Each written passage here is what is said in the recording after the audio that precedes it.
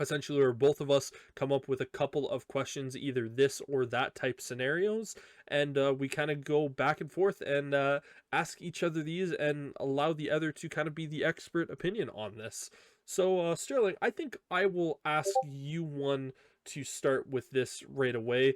Um, Okay. and it revolves around the actual trade that we saw is who is going to play better for their new team? Is it going to be Jalen Ramsey or Minkah Fitzpatrick?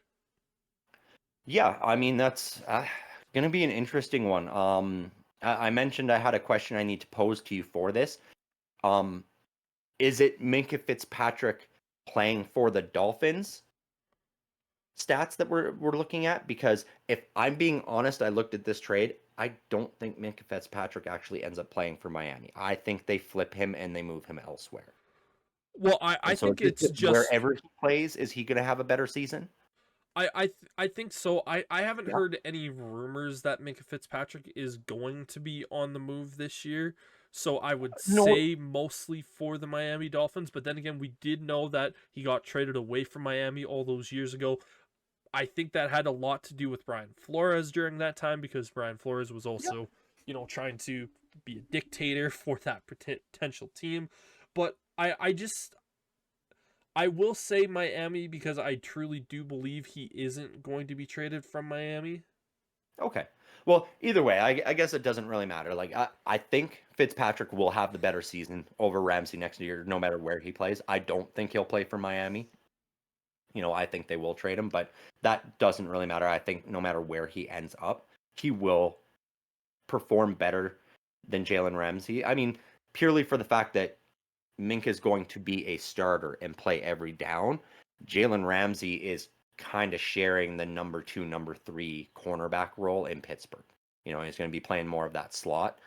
He will be versatile in being used as a slot corner and as a safety, so we will see him. But he's lost a bit of a step, and so I do expect him to have a bit of struggles. But I think both are going to have great seasons. Yeah, yeah. Yeah. And so first one I will pose to you, this or that, revolves around somebody that we both know and love, Aaron Rodgers. So will Aaron Rodgers pass for 4,000 yards this season, or will he make it to the Super Bowl? I'd like option C of neither, but that's That's not the why I way. threw this one at you because I Yeah. knew you wouldn't be, you'd hate it. Well, here's the thing: is that I don't think the Steelers are making the Super Bowl. I think I've made that very very Yeah, clear. I think even with Aaron Rodgers there, I think Arthur Smith and all this, I think it is way more likely that he's going to pass for 4,000 yards, even with all of the shenanigans and shit that just went on with the Jets last year.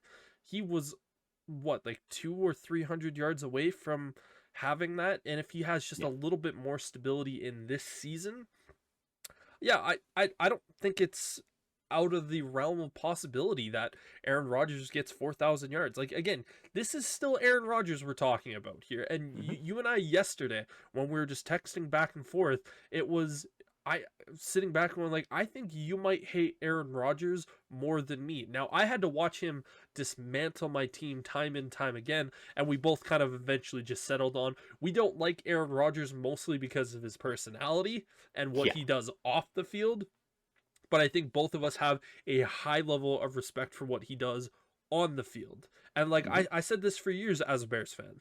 And when people said, "Oh, I hate Aaron Rodgers," I would never have him on the Bears. I'd go, "You want to know the amount of dirty things I would have done to have prime Aaron Rodgers on the Chicago Bears? Like, are Yeah. you kidding me?"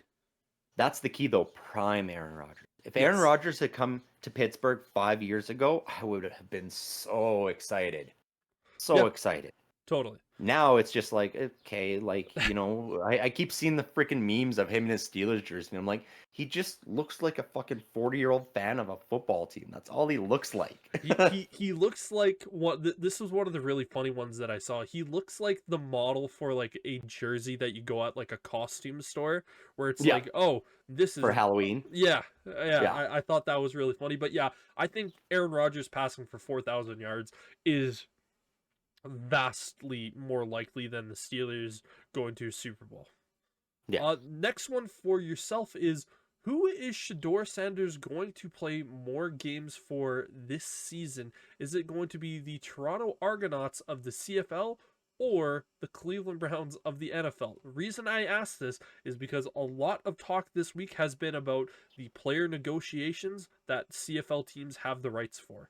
And Shador Sanders came up on the Toronto Argonauts. Yep. And I mean, I've said it at length that I don't think Shadur Sanders is going to play for the Cleveland Browns this year because you look at the roster and you go, Joe Flacco's the clear starter at this point. Yep. You know, I've heard a lot of rumors that if Joe Flacco doesn't work out, then Kenny Pickett is their clear number 2, which is crazy to me because he's underperformed even compared to Shadur Sanders. But if I had to choose between the two rookies, I would probably roll with Dylan Gabriel before Shadur Sanders as well, just because he seems a little bit more poised and collected and a little bit less of a scramble panic kind of quarterback. And so for that reason, I don't know if he'll play games for either of these teams. I think it's more likely he plays a game for Toronto than he plays a game for Cleveland. Yeah, I was kind of sitting that similar boat as well, where when I first saw it, I kind of laughed and went, ah, that's not going to happen. And then the more I thought about it, I was like, wait a second. Yeah. This isn't entirely insane. Yeah, I know, right? And I was surprised to see you include a CFL team because I know you're not a fan of the CFL, so that shocked me a bit. I like that. I like that. You got to pay Um, me. If you pay me, my I'll next care one, about it. yeah, my next one for you is I picked 2 rookie quarterbacks. Which of these rookie QBs are going to will be more likely to start behind their veteran mentors that they have? Both of them have significant veterans playing ahead of them on the depth chart. We know they won't start the season. Who's going to start first, taking over the role from that veteran mentor? Will it be Jackson Dart with the New York Giants taking over from Russell Wilson or Jameis Winston? Or will it be Will Howard taking over the quarterback role from Aaron Rodgers? I think you also have to throw Mason Rudolph in that as well, because I still think Mason Rudolph is ahead of Will Howard on the depth chart. I do too, but he's also not a rookie. Yeah, yeah. No, I'm talking about like just the mentors that are ahead of him. Yeah, I think yeah. No, I see what you're saying. Yeah, yeah. but yeah, I think Jackson Dart, again, we have to look at where each of these guys were drafted. Jackson Dart was the 24th pick in the draft, and Will Howard was a 6th round pick. mhm, And when you look at it and go, both guys technically have 2 veterans that are ahead of them. Jackson Dart has both Russell Wilson and then James Winston ahead of him. And then obviously Will Howard has Aaron Rodgers and then Mason Rudolph.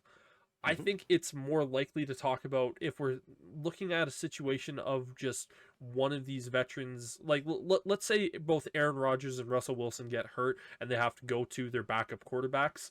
It's more likely that the Giants will hand over the reins to Jackson Dart, their 1st round pick rookie, as opposed to the Steelers looking at Mason Rudolph going, hey, you're playing bad. We're going to give it to the 6th round rookie. I think Mike Tomlin will just say, you know what, we're going to stick with Mason Rudolph for the rest of the year and just kind of happen sakes where it happens.